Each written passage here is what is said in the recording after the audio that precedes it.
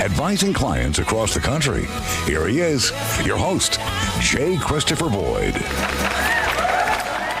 Welcome back to Something More with Chris Boyd, our second hour of the program. And as you know, Something More with Chris Boyd is a financial program. We call it Something More because we like to talk about all those important dollar and cents issues, but also the quality of life issues that make the money matters matter. And our show is recorded each week, and we provide it as a podcast. So if you don't get the chance to listen to us on the radio, make sure you're listening on our podcast. We're on all kinds of providers. We are on iHeart right here on the radio station, their podcast, but we're also on iTunes. If you have an Apple phone, we're on Spotify or Audible or anywhere you get your podcasts, you can find us just about. So make sure you're listening that way as well. And if you can, give us a rating and share a comment. Might help others find our show. Well, again, I'm joined by Jeff Perry, coming to us from Port St. Lucie, Florida. Thanks for being with me again, Jeff. Happy to be here. And where it is Mother's Day, we have a special guest for this segment. I'm joined by my mom, Ina Boyd. Thanks for being here, Mom. I'm honored, Chris. I really am privileged. Fun to have you I'm here. so proud of you. Well, Thank Mom's my biggest fan. You know, I the first like 10 years of the show, after every episode we'd record live or do live, I'd call her on the way home. What'd you think? You know, how'd it go? You know, how'd I do, Mom? How'd I do? Get all the feedback. You know. So and of course it was always fabulous, right? Yeah. So I don't care how old we get. We want Mom's approval. That's right. That's right. So that he has. we thought we would have some fun with this Mother's Day, and members of our team at Asset Management Resources shared some of their thinking and thoughts about lessons from Mom. Some are financial, some are otherwise. So I thought maybe we could start off by sharing a couple of these vignettes that people shared, and go from there. All right. Let me start with the first one. Actually, let's go with Jeff's first as the first one. All right, I'm ready. Jeff gave a nice presentation. My mother certainly taught me a lot of lessons over the years. Some she shared with me verbally, but most of them I learned from her by watching her actions. One specific thing related to finances that Mom taught me was always to pay yourself first. She would say, put yourself first. And then she'd follow it up by saying something like, if you wait until you start investing or you start saving, you may never start investing or saving. So I took that advice to heart. For me, it meant saving 10% of my income from my first full-time job until today, actually. And it has been a significant part of why I feel like I've had a good financial life and financial stability. And then I'll start with Mom. Happy Mother's Day to all the mothers out there. Nice job, Jeff. Well, I learned so much from my mom, and it's not just finances. You know, if I had to put finances in the realm of what I learned, it would be below the top 5 things. Most of it I watched by her own integrity and how she responded to challenges, and she was always fully in her faith, solidly on the rock, as she would say. And whatever came her way, she would be positive and optimistic about the future. And I was blessed to have her for so many years. You said it very well, and the idea of you learning by example. You know, right. I think that's very well said, and so true for many of us. Let's continue on. Here's what Kathy Ingersoll had to say. My mother had several good words of advice. 2 of them were to use good grammar, because good grammar makes a good first impression. And she always said to work hard at everything you do. That way you can say you did your best. Mm-hmm. Happy Mother's Day to all of the mothers out there. Nice. Very true, huh?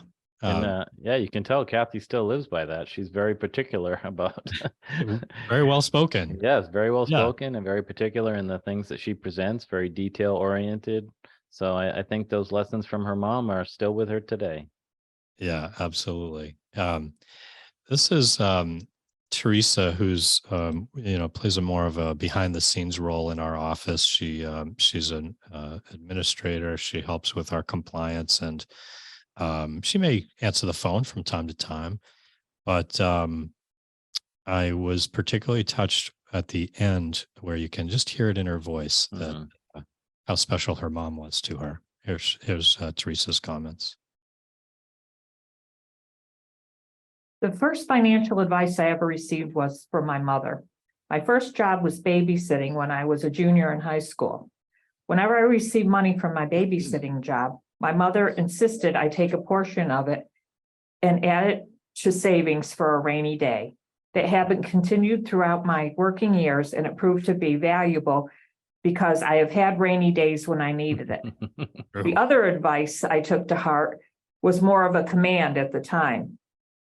When at someone's house for dinner, always get up and help clear the table and clean the dishes. It is a small gesture of thanks for a good meal. My mother passed 2 years ago, and I always think back lovingly to these small pieces of advice that made a big difference in my life. Happy Mother's Day. Very sweet, right? Very sweet. And very true. Mine didn't work out. I actually had recorded, but I can't get it to play while we're on the air, unfortunately. But one of the things I said, and I thought that was somewhat similar to yours, Jeff, with It the was, well, savings, right?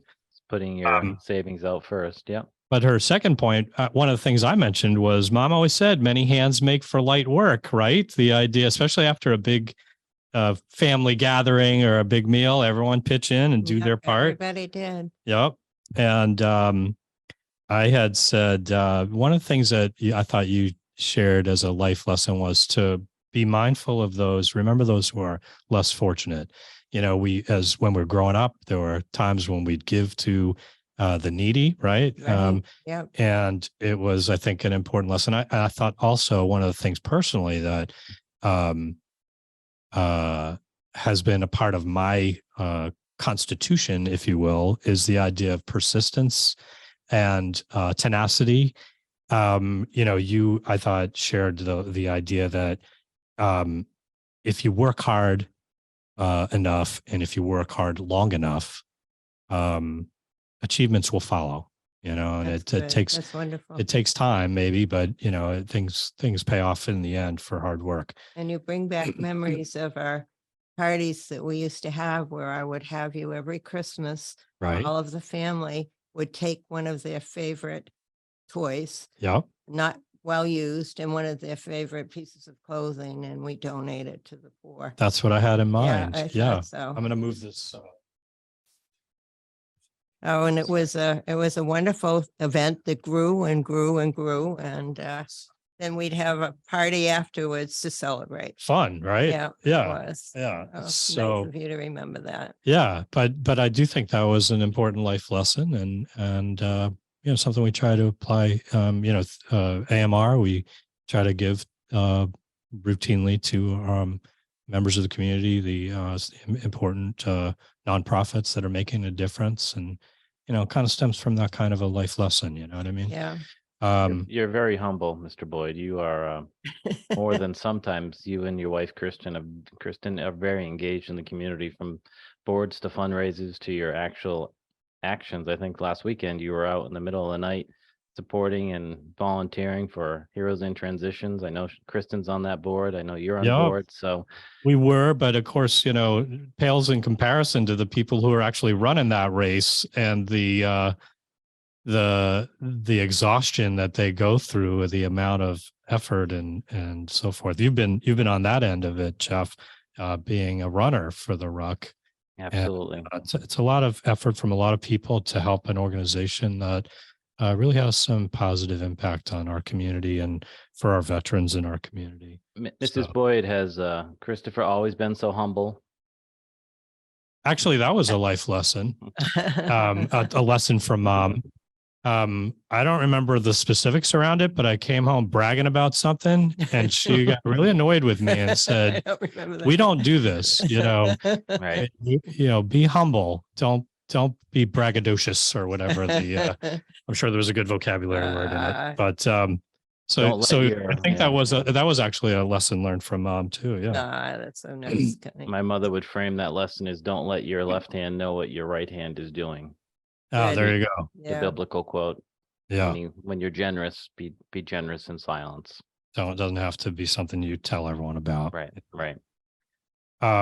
I did share in my video also some thoughts that, with Kristen, she's a mom and an example of someone I've witnessed in motherhood. And I said, I thought if I were to guess, our kids would probably say one of the lessons of Kristen is to be a positive person. She's she's just a very positive individual with lots of energy and enthusiasm. So the virtues of that, and I think they do exhibit those characteristics. And then I also think one of Kristen's lessons would be, if you can read, the world is open to you. You know what I mean? And so the virtues of being a reader, which is not my skill set, but I do think it is a truism just the same. So in any case, so those are a few things, Mom, to share with you. I thought it might be nice, though, for you to have a chance to share maybe a little bit about lessons from your mom. Well, as my well. mom was a very giving person. There were 5 girls in the family, and I remember very much our Sundays when we would have our dinners all together. Yeah. And my uncle, my aunt, my 2 grandmothers, and my aunt would play the piano and we'd all sing, and my father would play the violin, and we had a canary and the canary would sing. Everyone chime in, huh? And we just all had a really wonderful, loving family, and it made me realize how important that virtue was. Yeah, and I think you mentioned the idea that your mom made it look easy, that meanwhile she'd every be Sunday meal, plucking the all beans by or herself. whatever, getting everything Five right. girls, she did it all. Yeah, And she was very giving. but it fostered this kind of family engagement, huh? It did. Yeah. Yes, it did. And we had the same in our family. We were, I wrote a letter Yeah, in 2003 saying, "What's it all about, Alfie?" yeah. And Which is a movie reference for people who may not know that. not as Yeah. old as I am. Anyway, and my message was, it's all about love. Yeah, you go ahead and share. Yeah, You wanted to so, share some of that? Well, I said, Dad and I have it all with each one of you. As life goes on and we grow, we realize that the greatest gift is love. You have all given us that in abundance. And we could have never dreamed that our life would have been as meaningful, because we all worked together and we all gave so much to each other. So Yeah. I'm a Yeah. very blessed mother. Yeah, nice. Thank you. Same here. Feel the same. Very blessed. I think our family has had an unusual circumstance where we've worked together, as well as lived nearby and all that. And so in the late 90s, Jeff, everyone in my family moved from the greater Boston area down to the Cape. And it happened to be that we all moved here the same year. My parents had a vacation home that they had bought some years earlier, which I now own, have bought and live in. You bought that home, and you and Dad started having some seminars on the Cape. Extend your weekends a little bit longer, try to stay a little bit I later. asked if we could stay longer, and I said, you know what? I think I'm moving the whole family down. So the business started taking off, the estate planning business that is Boyd and Boyd. My brother and my dad at that time, Mom worked there. My sister worked there at one time or another. My brother-in-law had worked there. My sister-in-law, Keats's wife, works for Boyd and Boyd.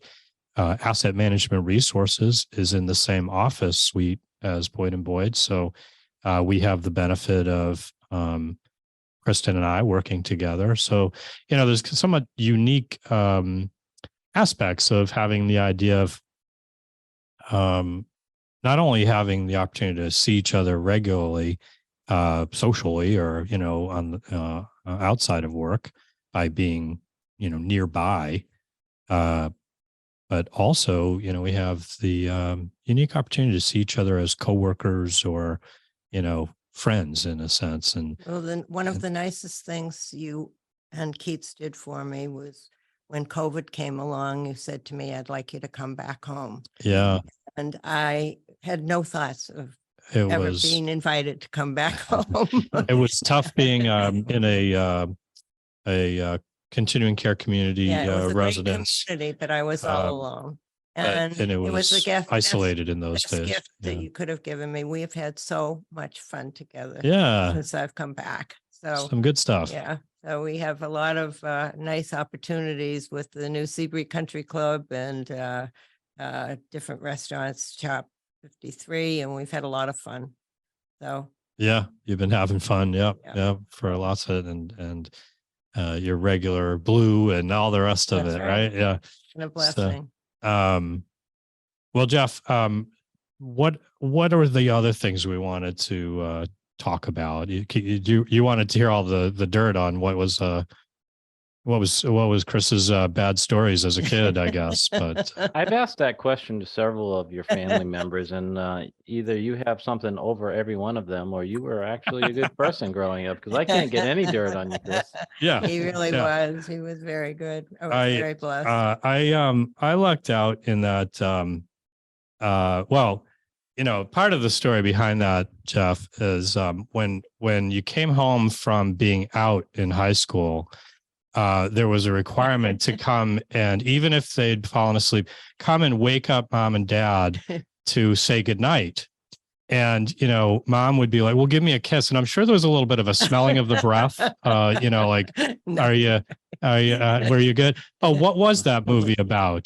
Tell me a little. And you're talking to hear the whether or not you were slurring your speech or anything, so there was not an opportunity to get away with much. And She was trusting you, but verifying your story. there you go. Trust but verify. It comes up Thank you so again. much. Yeah. It does, yeah.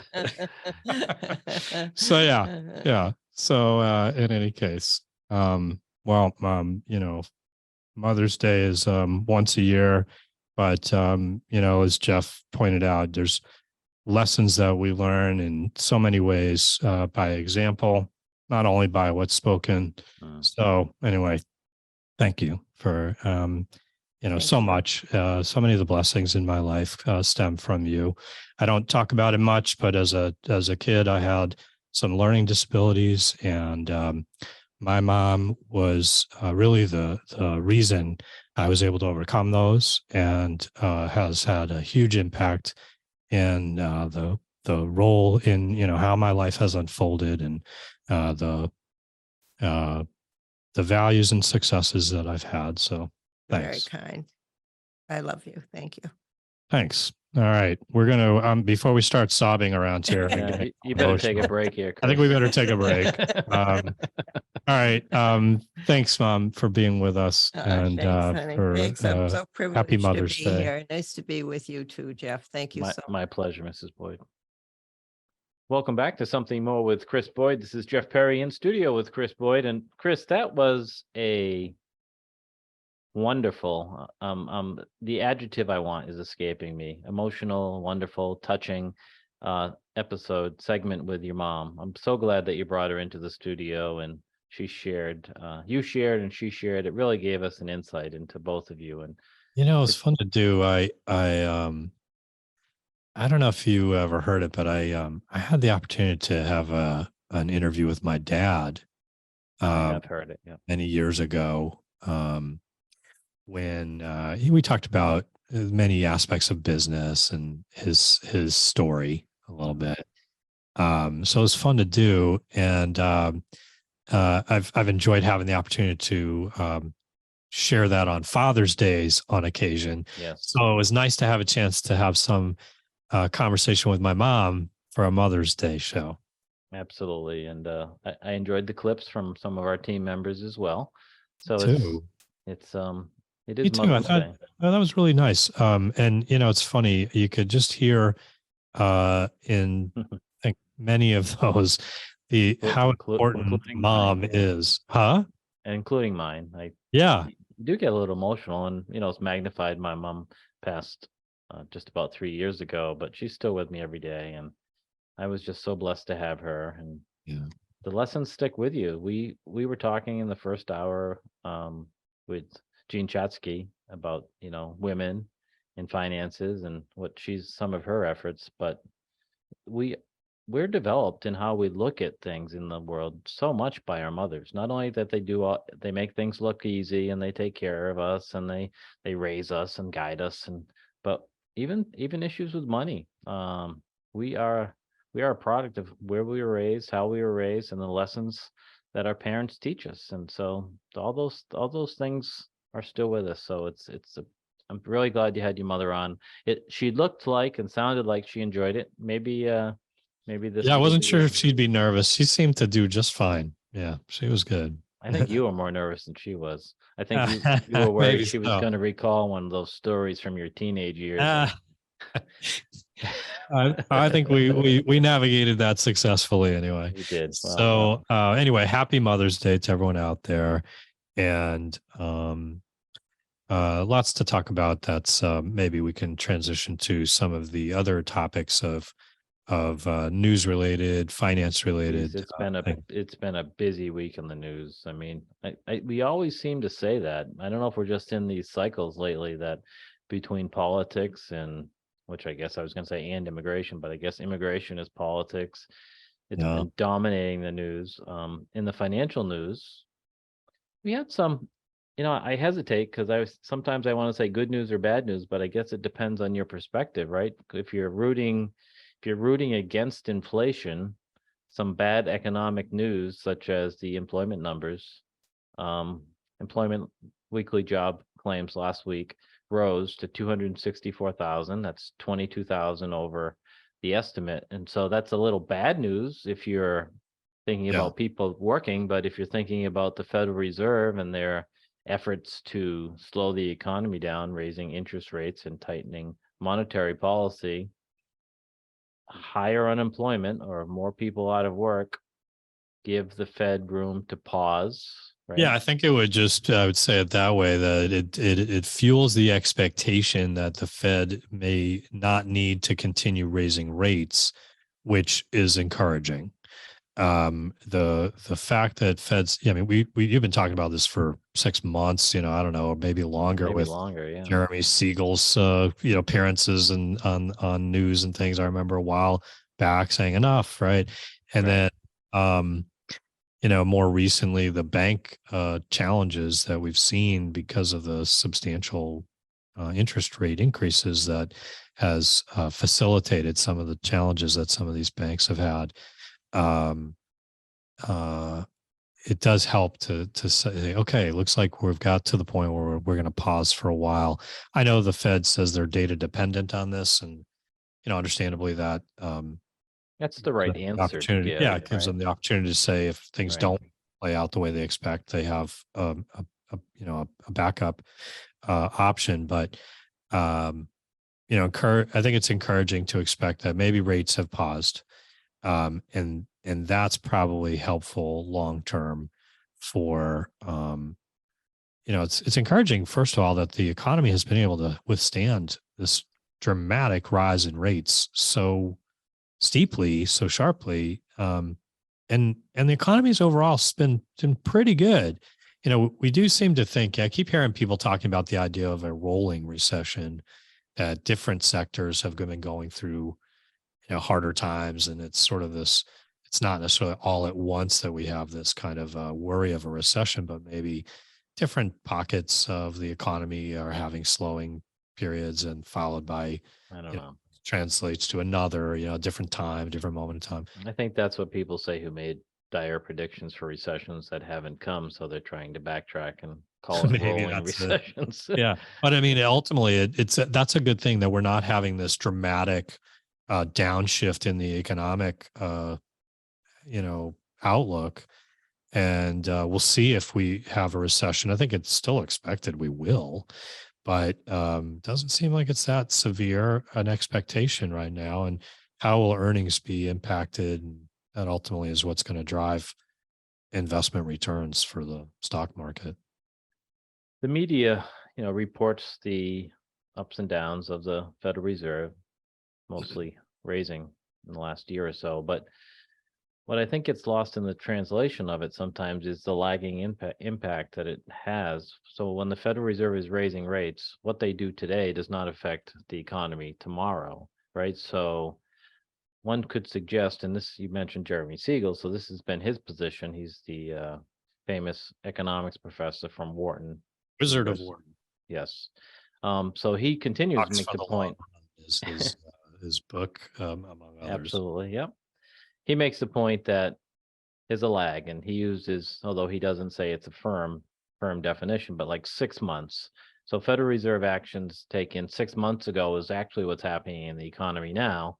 And his stated fear, and I think you were alluding to this, if the Fed continues or has continued to tighten too much, to slow the economy down too much, that it's like a big ship in the ocean, right? So you make small turns to get to your destination. And if you make too many of the wrong turns, you're going to have to make a big turn to come back. So I think that's, from my perspective, and I guess I'm a Jeremy Siegel follower, he's been calling for the Fed to pause before this, Yes. sooner, because he thinks the lag effects could lead us into a recession. So that's going to be, when all this is over, when the dust has settled on this time period in economic history, we're going to look back and maybe have a better answer about how long these lags were, or if it was appropriate. I mean, this is the whole, I won't say debate, but the whole difference between a soft and a hard landing.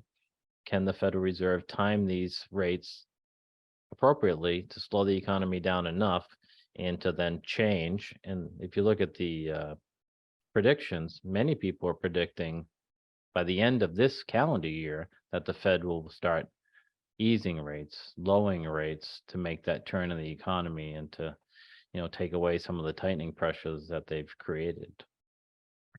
Yeah, so I guess it's a wait and see kind of thing. We'll see how it evolves. In the meantime, there's a variety of other pressures. You mentioned some of the political landscape creating a little bit of chaos, and how will that evolve? We'll have a budget season before you know it, and the debt ceiling is in debate, and Yeah, just this all week, that the plays debt out. ceiling and the immigration Title 42 ending. I mean, those are two Big significant issues. stories that, as of this weekend are really not resolved. So it's tough to know where these things are going to be headed.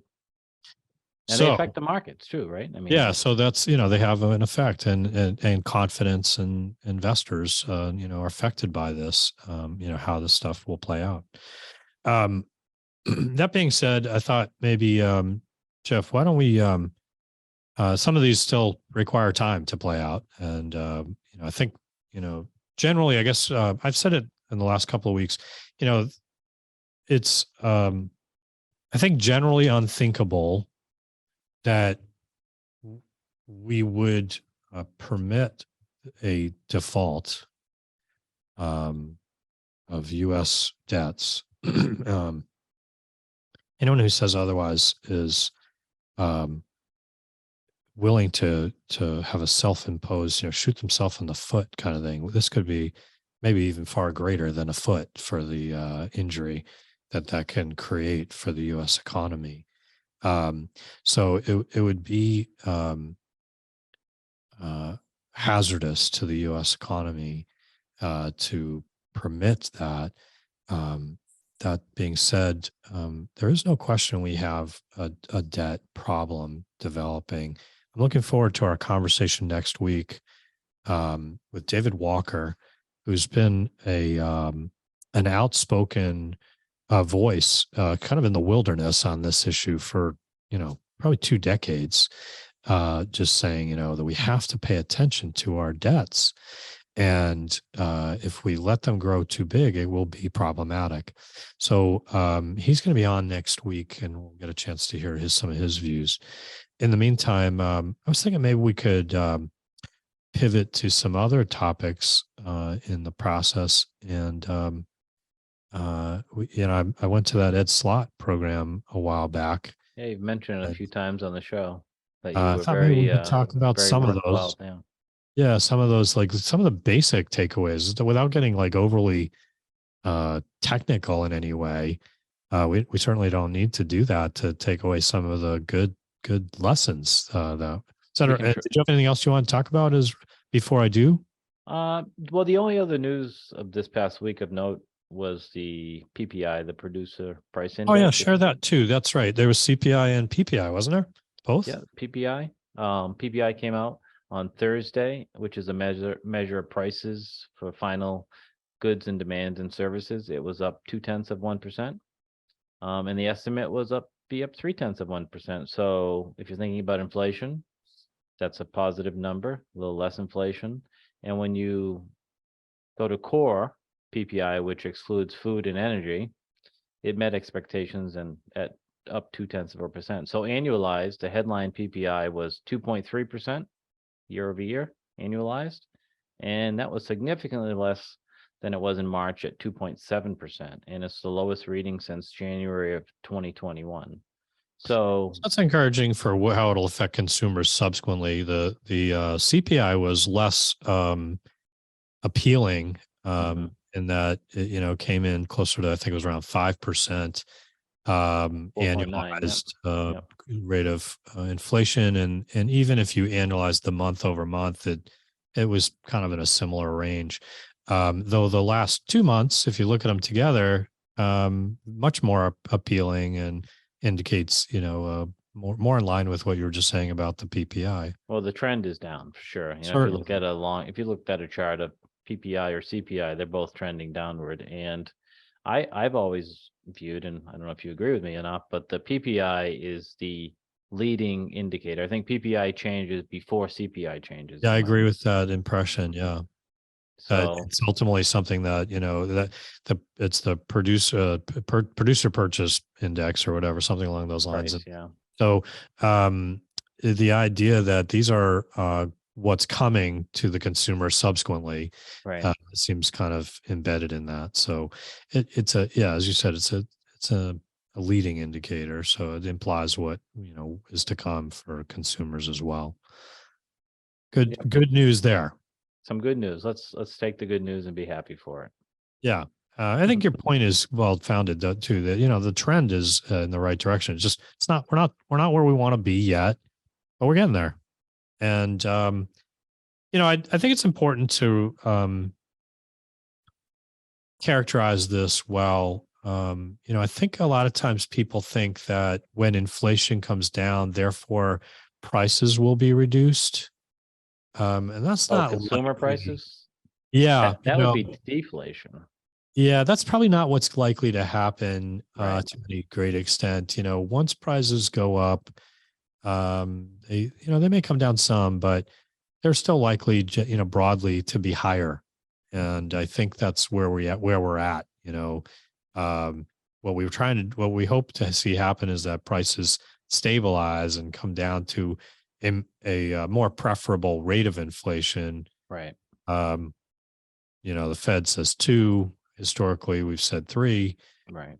Somewhere in that neighborhood is kind of, I think, where we want to land for, the consumer price index or the PCE or whatever it may be. The idea of what's happening with rate increases over time. It would not be good news if we had a period of corresponding deflation to the inflation that we had. It would be an indicator that we are in bad economic times, and a lot of people would lose jobs. It would be real problematic. It would be real problematic. So, and it's much harder to solve, to reverse. That's right.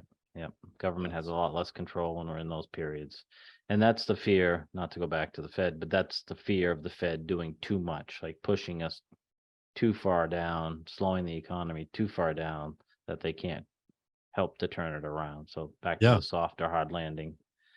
Right. Speak. Yep. Right. Yep. All right. Let me transition a little bit to thinking about some of these issues for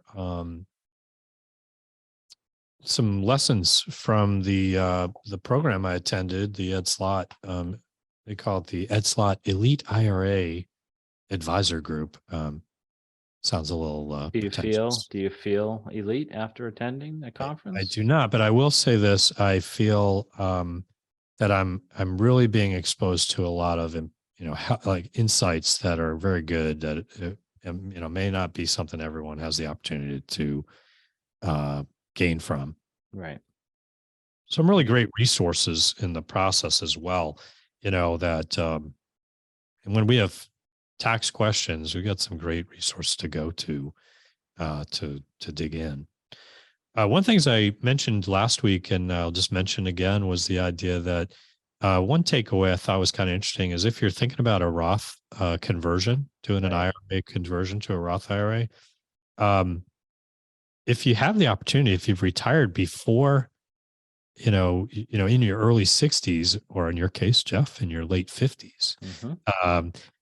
you could really think about doing a Roth conversion before you get to age 63, because that's when it starts to affect your Medicare premiums. And this does count as income on Right. your tax return that will affect your premium costs for Medicare. It's in seldom talked about, but very important. If you're 63, 64 years old and you're saying, before I retire, I want to do a Roth conversion, and by doing the conversion, you create income, Yeah.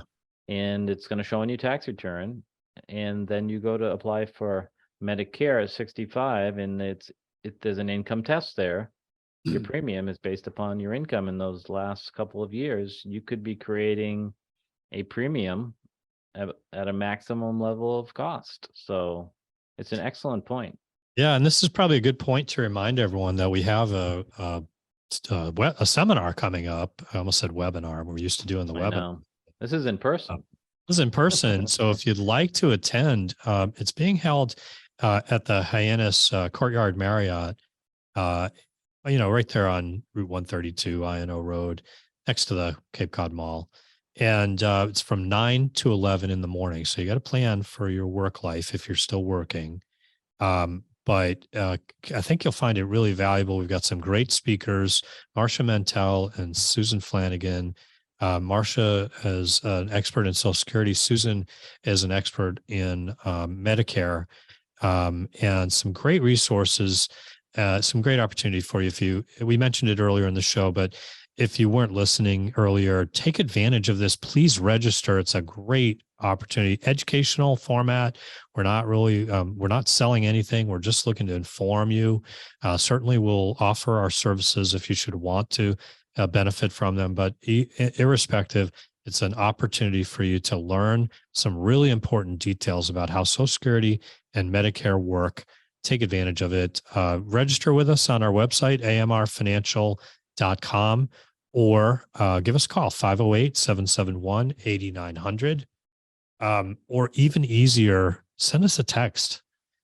Just say you're interested in the seminar, and we'll know what you're talking about. 508-915-3700, 915-3700. And you can just text us and we'll put you on the list. Okay. It is you have to register. It's open to the public, but you need to register in advance. And bring your questions. If you have a unique situation, maybe Absolutely. you're a widow, or you're divorced, or you're or a government employee, or all these nuances with Social Security and Medicare, bring your questions in. I said it before jokingly, but if you don't want people to know your business, tell them you're asking for a neighbor or something. You're asking for a friend.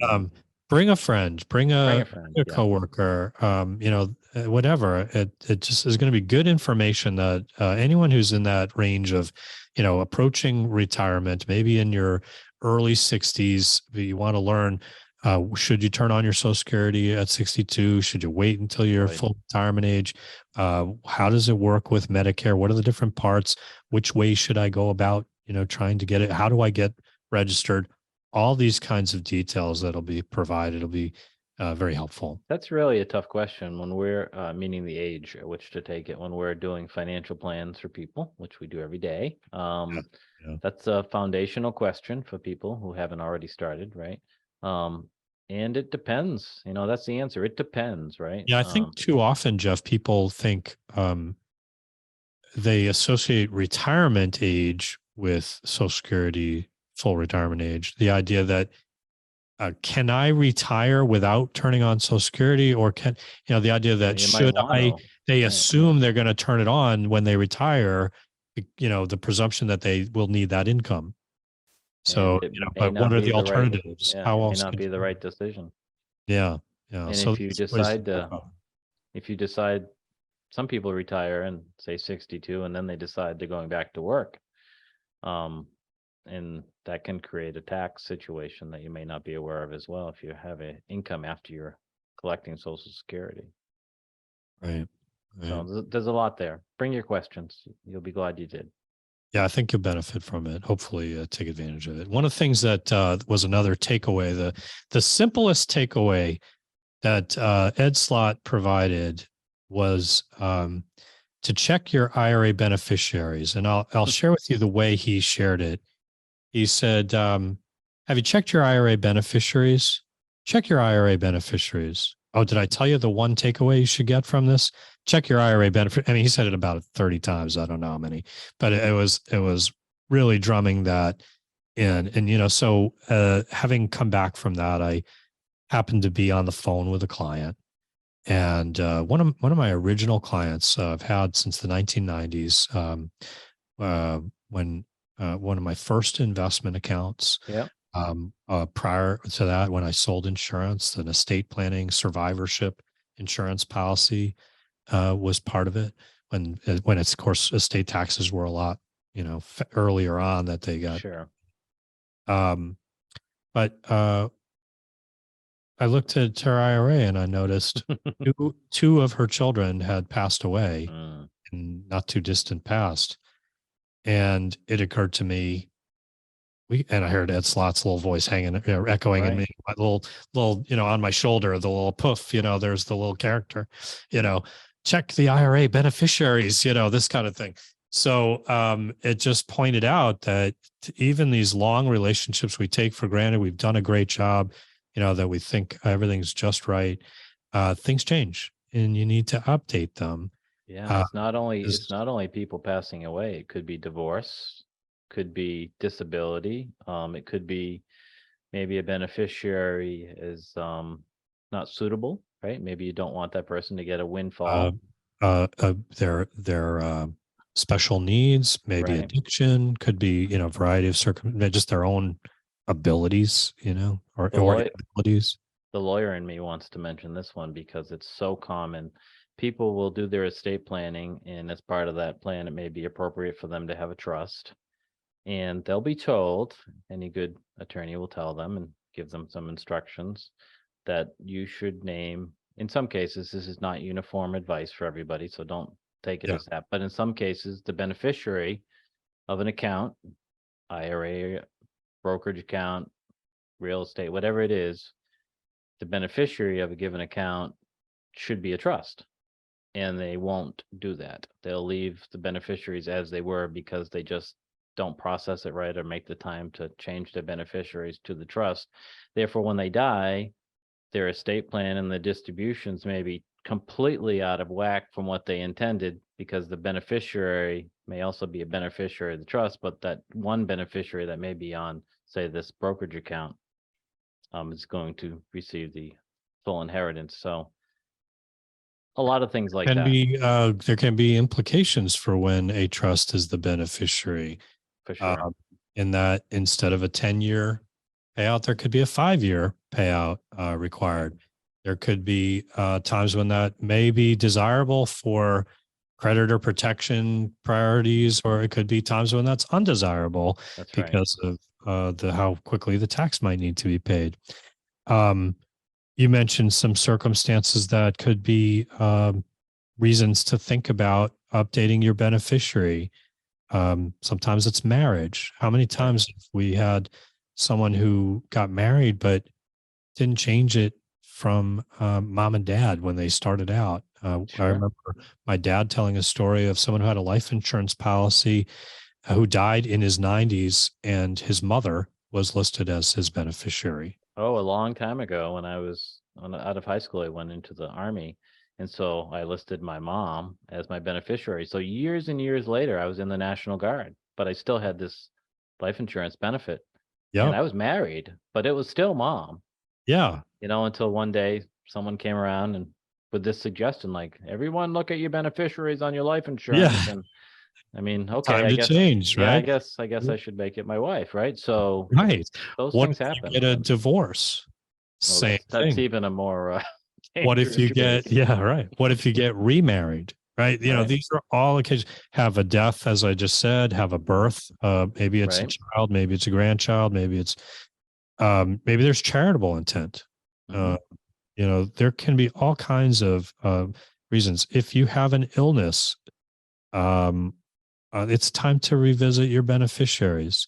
If you have the death of a prior beneficiary or a contingent beneficiary, these are all instances where it can make sense to revisit this. If you have been laid off or you get a new job, revisit what you've done and these plans for how you're going to do a beneficiary.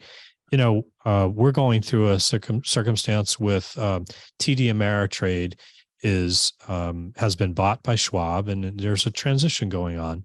Right. That transition is completed. Guess what we need to do? Check your beneficiaries. We need to check everybody's beneficiary to make sure that everything is as it should be on the new site. Is it assume it should all move fluidly, but we want to make sure. You know, really, things you like really need that. to do that. Yeah. I had one as a lawyer also that the beneficiary was a parent, but that parent was on Medicaid in a nursing home setting. And so when that parent actually inherited, it happened after the fact, inherited the money. That parent was off Medicaid until that money was spent. And so basically those funds went directly to the government in an indirect way. But so all these things that happen in life, you know, I think you should check them every couple of years, even if you think nothing is changed and everything's fine. You know, one interesting factoid is that when it comes to your work plan, you know, a ERISA plan, say a 401k, for example, it is a requirement that the spouse be included as the beneficiary, or they have to sign off Unless on they it. consent, right? Yeah. Now, that's not the case with an IRA. And that's something that not everyone realizes, that you have some changes and differences between different kinds of plans. So suffice it to say, Jeff, there's a lot Check to your consider. beneficiary. Check your beneficiary, right? And that can be not only on your IRAs or 401ks, it could be life insurance policies. It could be Bank other accounts. types of policies that have these kinds of beneficiary designations. Even bank accounts these days, you can put a beneficiary designation on it. And let's go back to a foundational kind of legal thing. If you have a beneficiary on an account, it avoids your estate if you should pass away.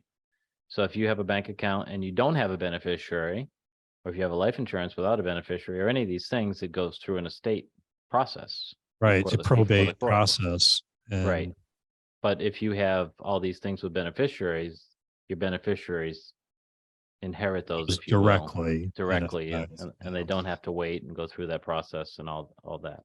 Annuities are another example. Different kinds of contract assets you want to be thinking, are the beneficiaries current? So lots to think about. Check out our website, amrfinancial.com.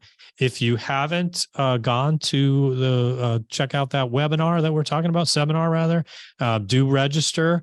June 6th, 9 to 11, Social Security and Medicare. We have all kinds of great resources and information on our website. Please check it out. Hope you can make the most of it.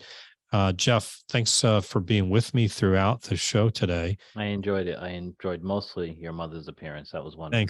Thanks. And thanks to Mom. Thanks to all the moms out there. Happy Mother's Day. Happy Mother's Day. And we will be back next week. Until then, keep striving for something more. You're listening to Something More with Chris Boyd, Financial Talk Show. Asset Management Resources, LLC, and J. Christopher Boyd, CFP, provide investment advice on an individual basis to clients only. Proper advice depends on a complete analysis of all facts and circumstances. The information given on this program is in the nature of general financial comments and cannot be relied upon as pertaining to your specific situation. AMR, LLC cannot guarantee that using the information from this show will generate profits or ensure freedom from loss. Listeners should consult their own financial advisors or conduct their own due diligence before making any financial decisions.